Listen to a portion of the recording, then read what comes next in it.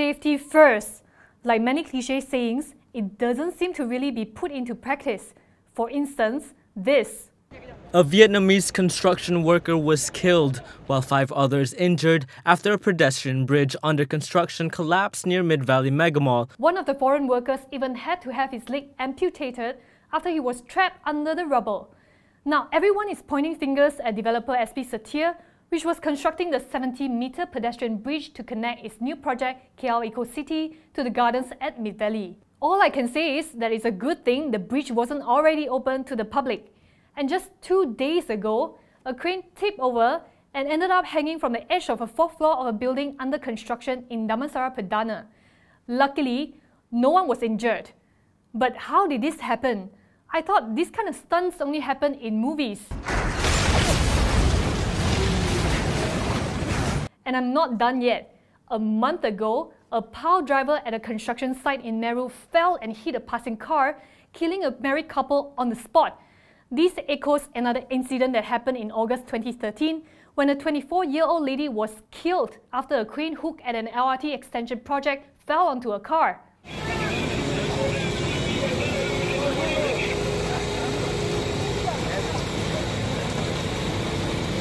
Construction outfit TRC Synergy took the blame for the incident, but it was hardly the first time TRC had found themselves in this kind of situation. And don't get me started on the roof collapse at the Sultan Zainal Abidin Stadium in Kuala Terengganu. There are still a number of huge infra projects in the pipeline. Because if you remember, during Budget 2017, the government spoke about building a 600 km East Coast rail link that will cost 55 billion ringgit, and also upgrading some 616 km of roads and bridges. Look, we understand that given it's the people's money, we need to be mindful of the cost. And we are definitely not saying that even if you pick the cheapest option to protect your margins, it's a bad thing. What we must be mindful of is the contractor's safety record, regardless of whether they are the most or least expensive option. Honestly, there's just been way too many accidents. So the question is, why is this happening? Are we allowing our construction safety standards to be compromised for the sake of rapid development? Accidents do happen, but accidents can also be avoided with proper care. Take for example, that incident on Jalan Raja Chulan. It has been reported that the crane was operating outside the hot fencing surrounding the construction site, a clear violation of safety laws. To make matters worse, the crane operator fled the scene immediately after. So what are our safety inspectors doing? Well, what if I told you that there is an apparent shortage of safety inspectors? In fact, according to a report, there are only 12 in Malaysia, and we have about 600 construction sites in Klang Valley alone as of August.